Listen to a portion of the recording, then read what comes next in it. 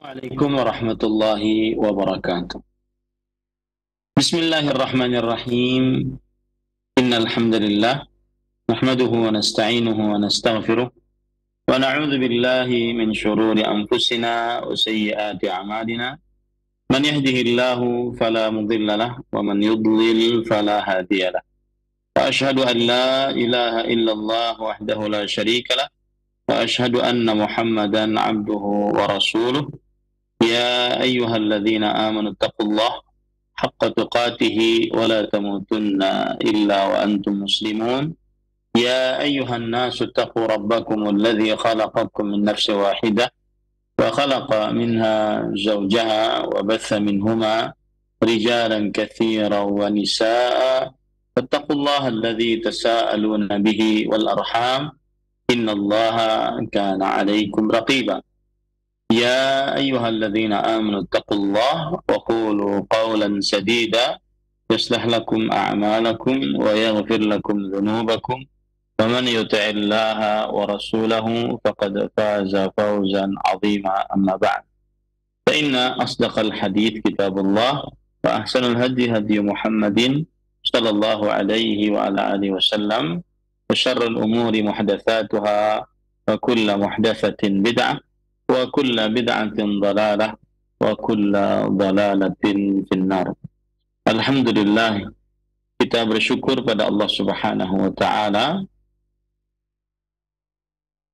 pada hari ini, hari Rabu 3 Rajab 1444 Hijriah, kita dimudahkan oleh Allah Subhanahu wa taala untuk duduk bersama kembali mempelajari kitab Fathul Majid, Syarhu Kitab Tauhid yang ditulis oleh Fadilatul Syekh Abdurrahman bin Hasan Al-Syekh rahimahullahu ta'ala.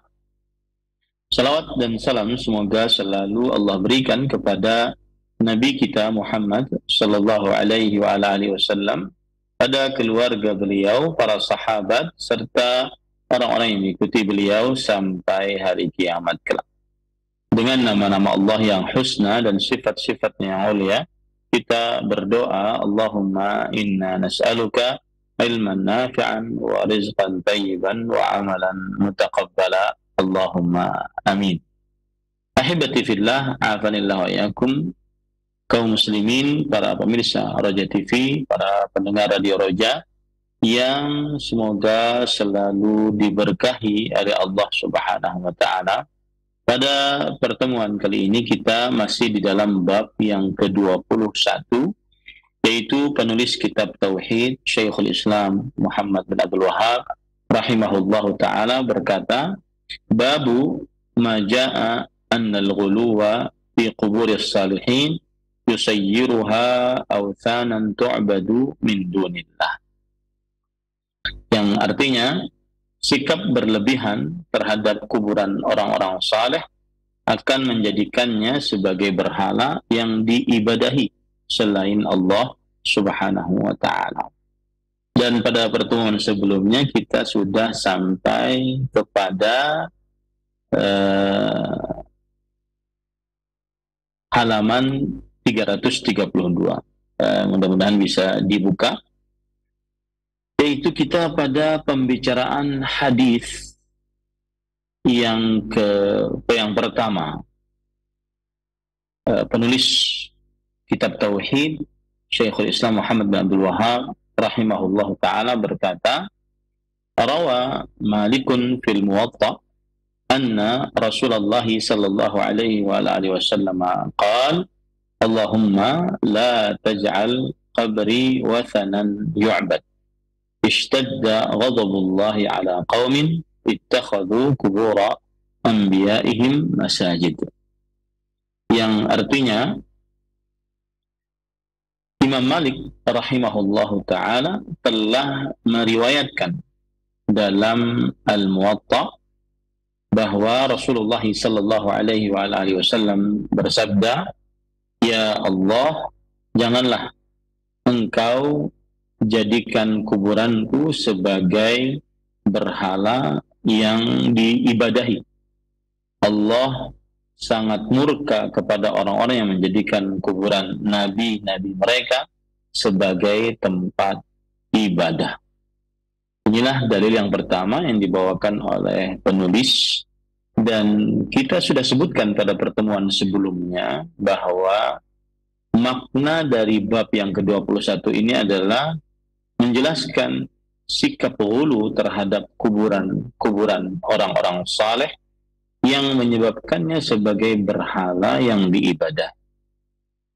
Nah, ghulu di sini artinya adalah berlebih-lebihan terhadap kuburan orang-orang saleh, baik dengan cara membangun di atas kuburan tersebut bangunan, kemudian dihias-hiasi, kemudian dengan cara juga mengkhususkan ibadah kepada Allah Subhanahu wa taala di dalam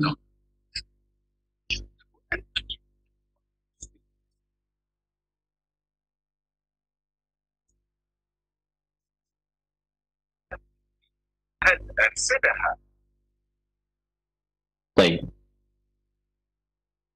dan juga berlebih-lebihan diantaranya mengkhususkan ibadah di sisi pekuburan, seperti merasa dan meyakini, berdoa, berzikir, membaca Al-Quran di sisi pekuburan lebih khusyuk, lebih mustajab dibandingkan di dalam masjid. Maka ini adalah sebuah hal yang keliru, dan ini termasuk sikap ghulu.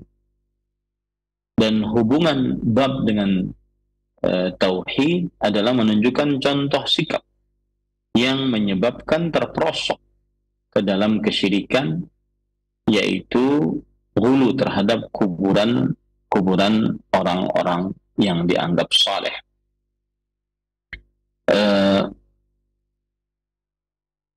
Dan patut diketahui bahwasanya hanya sekedar ghulu tidak menyebabkan kepada seseorang terperosok ke dalam kesyirikan. Tetapi saat dia ghulu tersebut, itu adalah menyebabkan penyebab ya terhadap seseorang bisa masuk ke dalam jurang kesyirikan. Dan ghulu yang dimaksud adalah melampaui batas yang diizinkan oleh syariat. Sikap ghulu terhadap kuburan orang-orang saleh adalah dengan menjadikan kuburan orang-orang saleh tersebut sebagai masjid. Jadi ada kuburan, kemudian setelah itu dibangun masjid di atas kuburan tersebut. Nah, ini sikap ghulu terhadap orang-orang saleh. Nah, adapun penjelasan dalil yang kita baca tadi, bahwa Nabi Muhammad SAW berdoa agar kuburan beliau tidak dijadikan sebagai berhala. Kemudian beliau mengabarkan bahwa kemurkaan dari Allah sangat besar terhadap orang-orang yang menjadikan kuburan sebagai masjid. Hubungan dalil dengan bab menunjukkan contoh sikap yang menyebabkan terperosoknya seseorang ke dalam kesyirikan, yaitu berbuat ghulu terhadap kuburan orang-orang saleh. Baik, kita baca apa yang disebutkan oleh penulis dalam kitab Fathul Majid di halaman 332 ya. Silahkan dibaca oleh studio atau silahkan dibuka PDF-nya. Qauluhu ishtadda ghadabullahi ala qaumin ittakhadhu qubura anbiya'ihim masajid. Fihi tahrimul bina 'ala al-qubur wa tahrimus salati 'indaha wa anna dzalika minal kaba'ir. Di dalam hadis tadi disebutkan murka Allah sangat besar atas orang-orang yang menjadikan kuburan nabi-nabi mereka sebagai masjid. Kata penulis kitab Fathul Majid, di dalam lafaz ini terdapat pengharaman membangun bangunan di atas kuburan. Pengharaman membangun bangunan di atas kuburan. Dan pengharaman sholat di sisinya. Dan ini termasuk daripada dosa besar. Nah, ini yang patut diperhatikan ya. Jadi kuburan itu di dalam syariat Islam tidak boleh dibangun bangunan di atasnya. Tidak boleh dibangun bangunan di atasnya. Dan itulah yang terjadi di dalam kuburan Baqi' al-Gharqad yang sekarang kita lihat, dan juga di dalam kuburan syuhada Uhud. Tidak boleh dibangun bangunan di atasnya berdasarkan hadis ini. Wa fil qira' lil-Tabari an ashabi Malikin an Malikin rahimahullah annahu kariha an yaqul zurtu qabran nabi sallallahu alaihi wasallam wa 'allala dhalika biqaulihi sallallahu alaihi wasallam Allahumma la taj'al qabri wathanan yu'bad. Yang artinya, dan di dalam kitab Al-Qira yang ditulis oleh Imam At-Tabari meriwayatkan dari para murid Imam Malik, diriwayatkan dari Imam Malik bahwa beliau membenci untuk mengucapkan aku telah mengunjungi kuburan Nabi Muhammad sallallahu alaihi wasallam. Ucapan itu saja dibenci oleh Imam Malik rahimahullahu taala. Wa 'allala dzalika biqaulihi sallallahu alaihi wasallam, dan Imam Malik rahimahullahu taala memberikan sebab akan kebencian tersebut dengan sabda Rasul sallallahu alaihi wasallam, ya Allah, janganlah jadikan kuburanku sebagai berhala yang diibadahi. Kariha idhafata hadzal lafzi ila al-qabr li'alla yaqa' at-tashabbuh bi fi'li ulaika saddan lidh-dhari'ah. Imam Malik rahimahullahu taala membenci untuk menisbatkan lafaz ini kepada kuburan. Seperti yang tadi, aku telah menziarahi kuburan Nabi Muhammad SAW.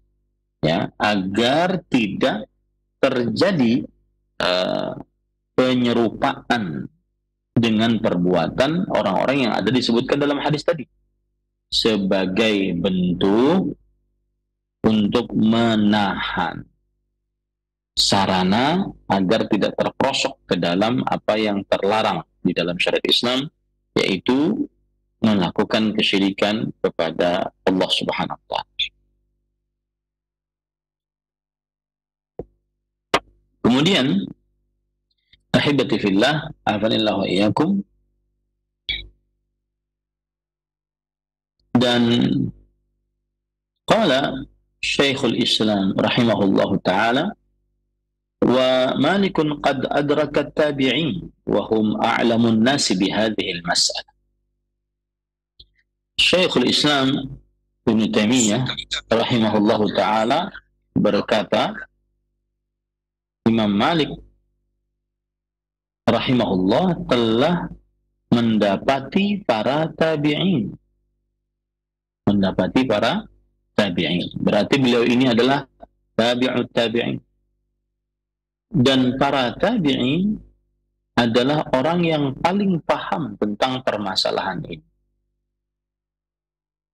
Fadalla dzalika ala annahu lam yakun ma'rufan 'indahum alfadha ziyarati qabri Nabi sallallahu alaihi wasallam ila an qala wa qad dzakaru fi asbab karahatihi li an la an yaqul zurtu qabra Nabi sallallahu alaihi wasallam. Ini menunjukkan bahwa tidak dikenal di kalangan para tabi'in lafaz berziarah ke kuburan Nabi Muhammad SAW, sampai beliau mengucapkan bahwa mereka telah menyebutkan sebab dimakruhkannya untuk mengucapkan aku menziarahi kuburan Nabi Muhammad SAW. Lianna hadzal lafza qad sara katsirun minan nas yuridu bihi ziyarata al-bid'iyyah. Karena lafaz ini telah menjadi kebanyakan dari manusia menginginkan dengannya adalah ziarah yang bid'ah, wahwa qasdul mayyit li su'alihi wa du'ai, yaitu bermaksud kepada si mayit untuk meminta dan berdoa kepada mayit tersebut. Warraghbatu ilaihi fi qada'il hawaij, dan ar-raghbah yaitu menginginkan, berharap kepada mayit dalam mengabulkan hajat-hajat, dalam mengabulkan hajat-hajat. Wa nahwi dzalika mimma yaf'aluhu katsirun minan nas. Dan yang semisal dengan hal itu dari apa yang dilakukan kebanyakan dari manusia. Fahum ya'nuna bilafzi ziyarah mithla hadha. Maka mereka memaksudkan dengan lafaz ziarah tersebut adalah seperti ini, yaitu apa, sebagian orang tuh kalau mengatakan saya berziarah, itu sebagiannya ada yang memaksudkan adalah bermaksud berdoa kepada orang yang meninggal, meminta kepada orang yang meninggal tersebut. Nah, itu yang dimaksud. Makanya Imam Malik rahimahullah membenci kata-kata ziarah tersebut, ya, karena dikhawatirkan masuk ke dalam yang disebutkan tadi. Baik. Kemudian para ikhwan yang dirahmati oleh Allah,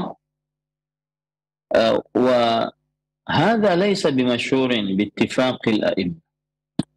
Ziarah yang seperti ini, ziarah yang di dalamnya meminta kepada orang yang sudah mati, tidak disyariatkan dengan kesepakatan para imam.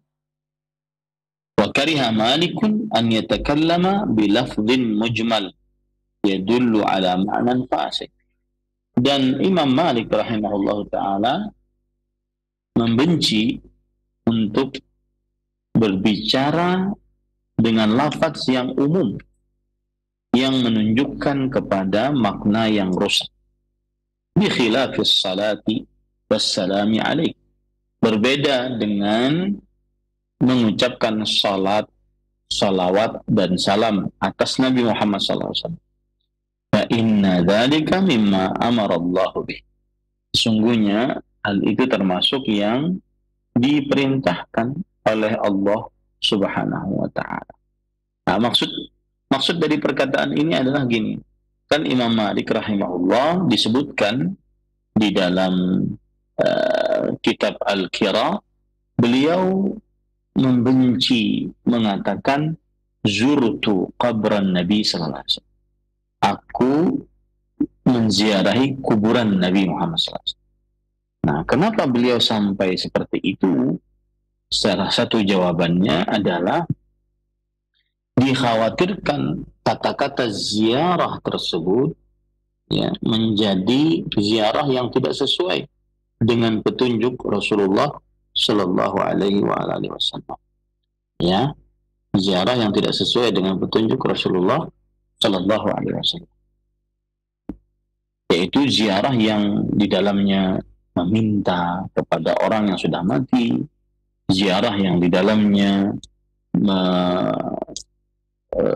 berdoa kepada orang yang sudah mati. Nah, ini yang dibenci oleh Imam Malik rahimahullah ta'ala. Makanya di dalam lafaz para ulama tabi'in dan tabi'ut tabi'in, mereka mengucapkan kata-kata bersolawat atas Nabi, ya, kemudian mengucapkan salam atas Rasulullah Sallallahu Alaihi Wasallam, seperti itu. Dan itu yang ada di dalam dalil. Nah, itu maksud dari perkataan yang disebutkan tadi. Baik, kita lanjut.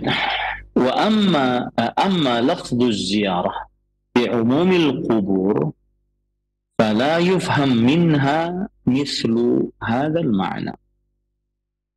Adapun lafaz ziarah di dalam keumuman berziarah kubur, maka tidak dipahami darinya seperti makna ini.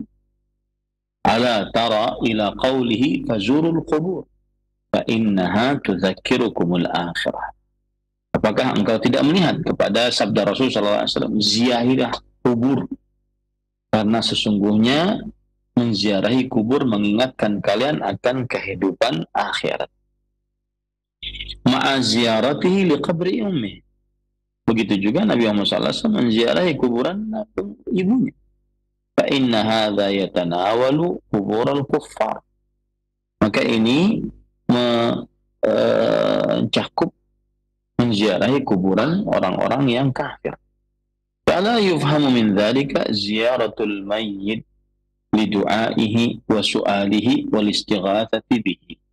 Maka ziarah kubur yang disebutkan di dalam hadis tadi tidak dipahami, yaitu berziarah kubur untuk berdoa kepada orang yang dikubur atau meminta kepada orang yang dikubur atau meminta pertolongan dalam keadaan yang sempit kepada orang yang dikubur. Nah, tidak seperti itu ziarah kubur. Ya, tidak seperti itu ziarah kubur. Wa nahwi dzalika mimma yaf'aluhu ahlu syirki wal bid'ah. Dan yang semisal dengan itu dari apa yang diperbuat oleh orang-orang yang melakukan kesyirikan dan perbuatan bid'ah. Bikhilafi ma idza kana al-mazuru mu'azzaman fid din kal anbiya'i was salihin fa innahu katsiran ma ya'ni bi ziyarati quburihim hadhihi az-ziyarah al-bid'iyyah asy-syirkiyyah. Berbeda dengan apa yang diziarahi adalah kuburan orang-orang yang mulia di dalam agama Islam seperti kuburan para nabi, kuburan orang-orang saleh. Maka sebagian besar yang dimaksud dengan berziarah ke kuburan mereka adalah berziarah kuburan yang bid'iyah dan syirkiyah ini. Oleh sebab falihadza kariha Malikun dzalika fi hadza. Oleh sebab inilah penyebab Imam Malik rahimahullah membenci akan hal itu dalam hal ini. Wa illam yakrahu dzalika fi mawdhi'in akhar laysa fihi hadhihi al-mafsadah. Meskipun beliau tidak membenci ziarah kubur, ya, di dalam tempat yang lain yang tidak ada kerusakan seperti ini.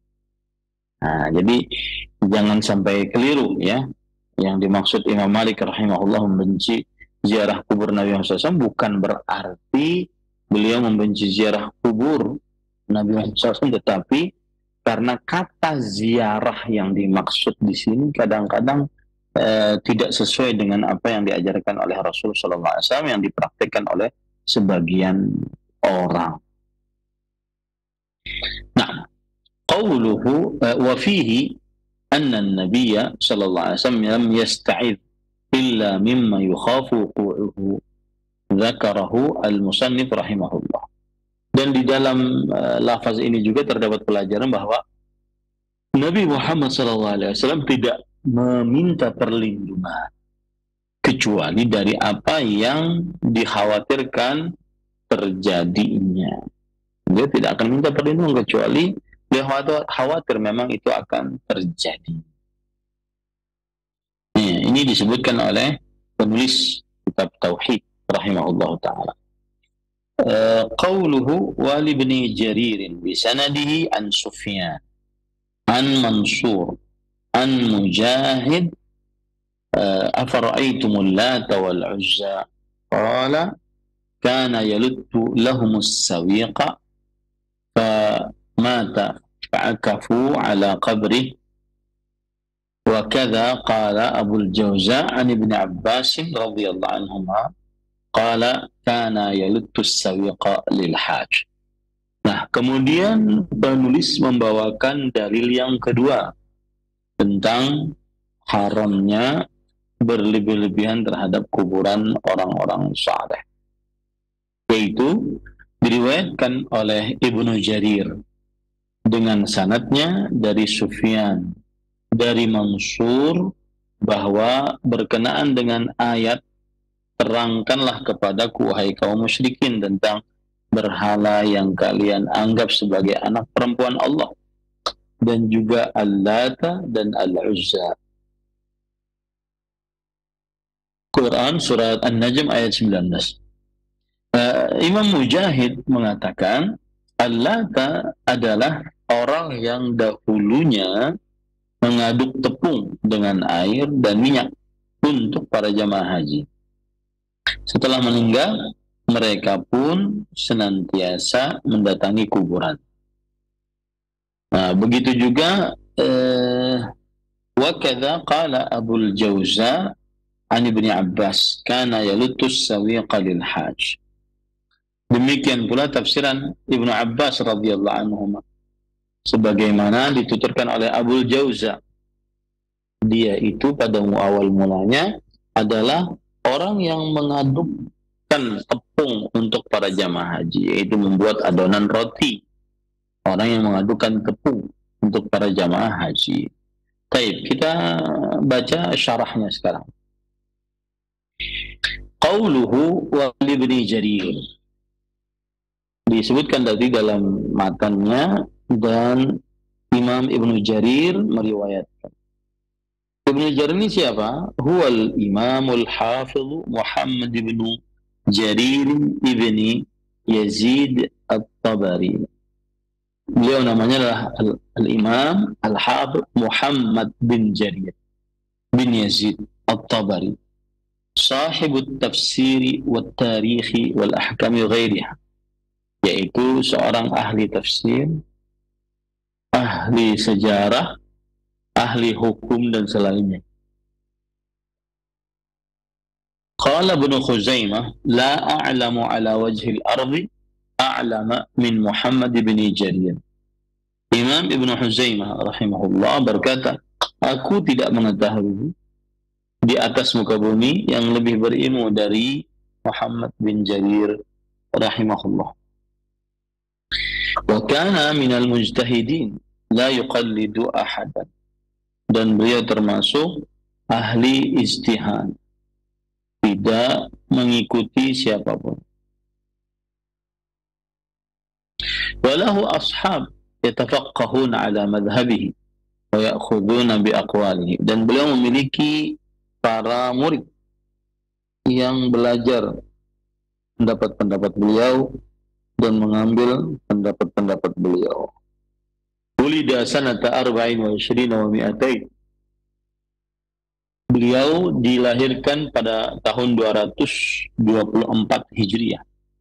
Wa mata liyaumaini baqiya min Syawal sanata ashrin wa thalathimi'atin.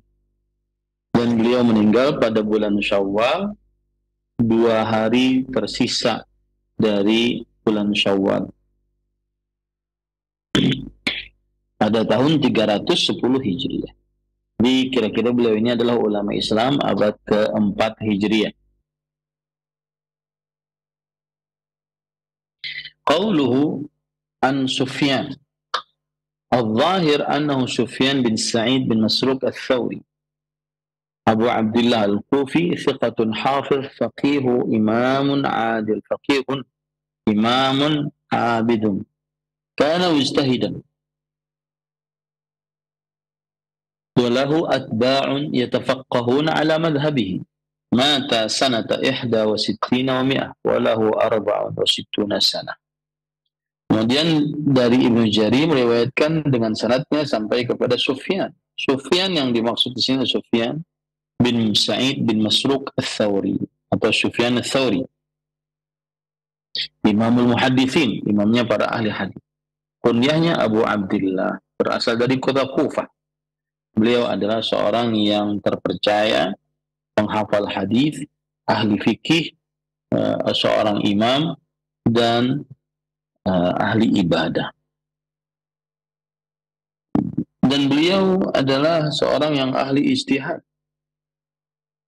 Beliau memiliki banyak pengikut yang belajar fikih dan mengambil pendapat beliau. Dan beliau wafat pada tahun 100 61 Hijriah dan memiliki umur 64 tahun. 161 Hijriah. Berarti beliau adalah ulama tabi'in ya, atau tabi'un tabi'in. Qauluhu an Mansur. Mansur bin huwa ibnu al-Mu'tamir. Mansur ibn al-Mu'tamir ibni Abdullah as-Sulam. Thiqatun thabtun faqih mata sanata 32 wa 100.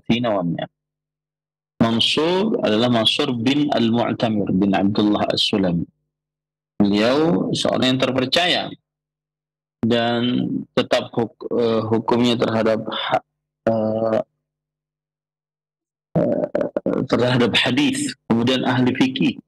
Beliau wafat pada tahun 132 Hijriah.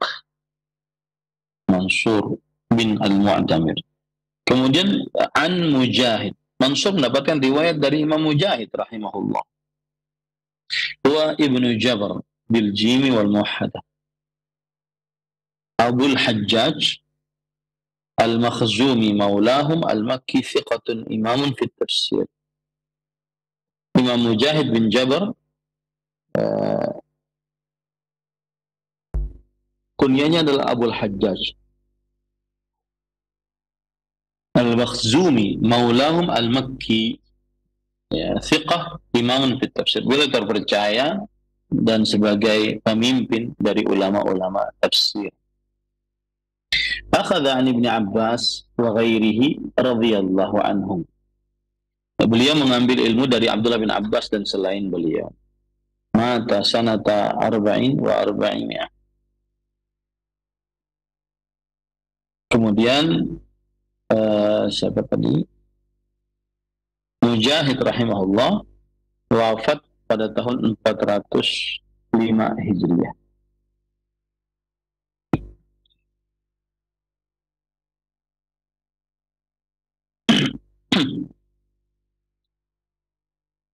uh, 104 Hijriah ya.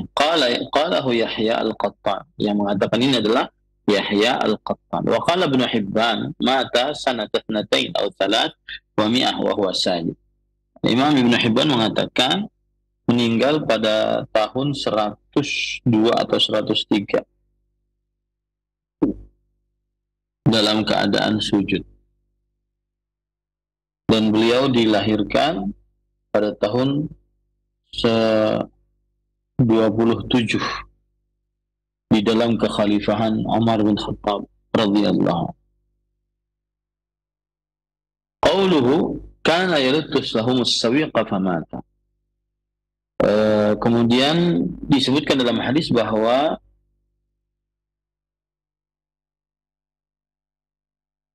Al-Lata itu kebiasaannya adalah mengaduk adonan. Lalu kemudian beliau meninggal. Setelah meninggal, mereka beriktikaf di atas kuburannya. Beriktikaf di atas kuburannya. Wa fi riwayah fayut'imu man yamurru minan nas. Falamma mata abaduhu wa qalu huwa Al-Lata. Rawahu Sa'id ibn Mansur. Di dalam riwayat yang lain, maka beliau memberi makan kepada siapa saja yang beliau lewati dari orang-orang. Nah, ketika beliau meninggal, maka akhirnya orang-orang tersebut menyembuhnya. Dan mereka mengatakan huwa Al-Lata. Dia adalah Al-Lata. Diriwayatkan oleh Sa'id ibn Mansur. Baik.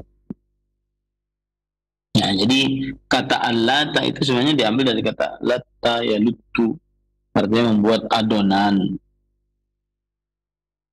Nah, wa munasabatuhu litarjamah annahum ghalaw fihi li salahihi hatta abaduhu wa sara qabra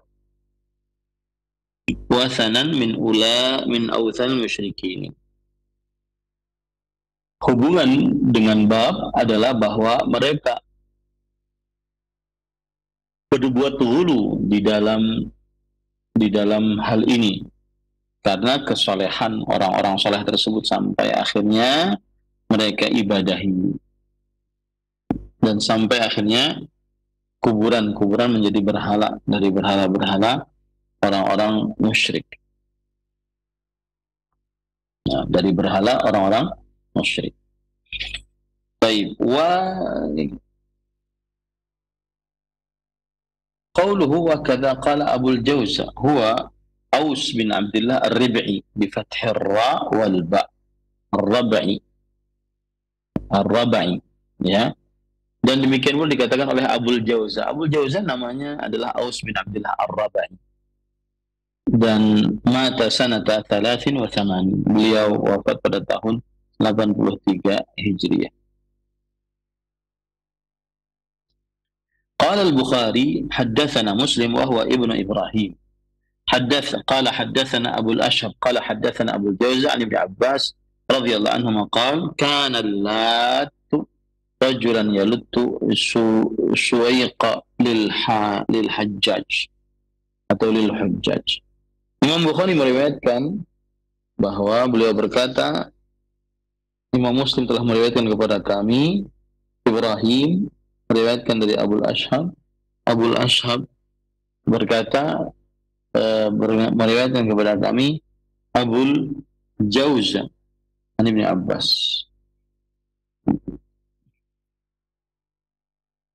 Beliau berkata, kana latu rajulan yaluttu suwaiqa lil hujjaj. Kana latu rajulan yaluttu suwaiqa lil hujjaj. Abdullah bin Abbas mengatakan al-latu adalah seorang laki-laki yang membuat adonan untuk para jamaah haji. Ya, para jamaah haji. Nah, ini asal dari cerita al-lata. Jadi dia orang saleh. Dia orang saleh. Nah, kemudian setelah itu para ikhwan yang dirahmati oleh Allah Subhanahu wa taala, penulis mengatakan qala Ibnu Khuzaimah wa kadzal Uzza wa kanat syajaratan 'alaiha bina'un aw astarun min nakhlah baina Makkah wa Taif. Kanat Quraisy yu'azzimunaha kama qala Abu Sufyan yawma Uhud lana al-Uzza wa la 'uzza lakum. Yang artinya, dan demikian pula berhala Uzza, kata Ibnu Khuzaimah. Dia adalah sebuah pohon yang di atasnya ada bangunan, kemudian dikelilingi dengan kain-kain yang jaraknya antara Mekah dan Taif. Dan dahulu orang-orang Quraisy sangat mengagungkannya. Kama qala Abu Sufyan yauma Uhud, sebagaimana Abu Sufyan berkata pada peperangan Uhud. Itu Abu Sufyan belum masuk dalam agama Islam. Kami memiliki Al-Uzza dan tidak ada Uzza bagi kalian. Nah, ini para ikhwah yang dirahmati oleh Allah Subhanahu wa taala. Baik. Jadi intinya di dalam dalil yang kedua ini menjelaskan bahwa Imam Mujahid, ahli tafsir di generasi tabi'i, menafsirkan tentang berhala Al-Lat.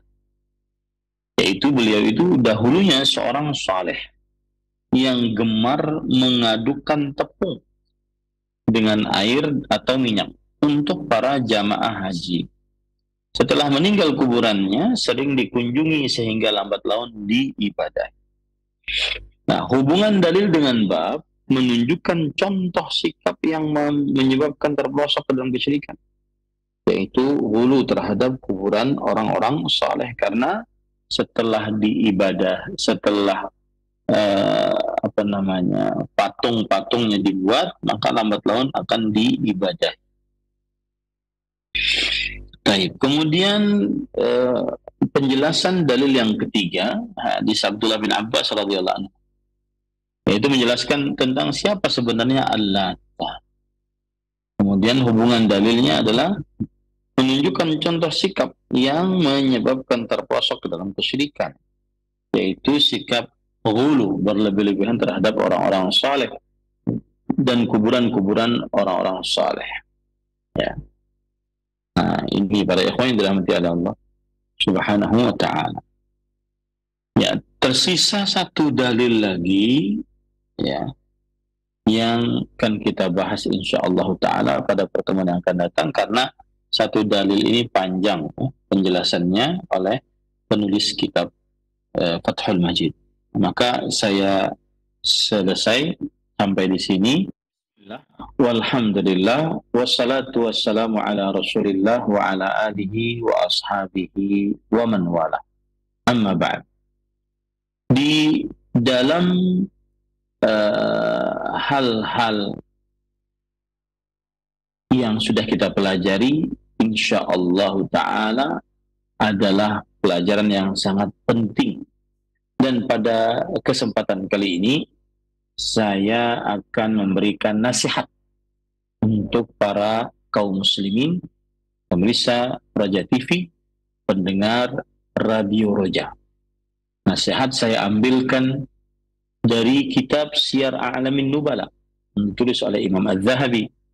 Berkata Abul Aliyah, seorang tabi'i, kuntu arhalu ila rajul masirata ayyamin li asma'a min فأتفقد صلاته فإن وجدته يحسنها أقمت عليه وإن أجده يضيعها رحلت ولم أسمع منه وقلت هو لما سواها أضيع. Aku melakukan perjalanan menuju seseorang dalam waktu beberapa hari agar aku bisa mendengar hadis dari orang tersebut. Lalu aku perhatikan sholat orang tersebut. Jika aku dapati dia bagus di dalam perihal sholatnya, maka aku akan belajar kepadanya. Aku akan ambil riwayat-riwayat darinya. Jika aku dapati dia melalaikan perihal sholatnya, aku akan pergi dan tidak mengambil hadis darinya, tidak belajar darinya. Aku berkata kepada diriku, orang tersebut jika melalaikan sholat, maka yang lain-lainnya lebih dia lalaikan lagi. Maka wahai saudaraku muslim, sholat adalah timbangan keimanan. Atas keimanan seseorang, sebesar itu pula sesolatnya. Apabila seseorang menjaga sholatnya, maka sebesar itu pula imannya. Sebesar seseorang menyempurnakan sholatnya, sempurna itu pula imannya. Jagalah sholat, karena sholat adalah timbangan untuk menilai diri seseorang. Wassalamualaikum warahmatullahi wabarakatuh.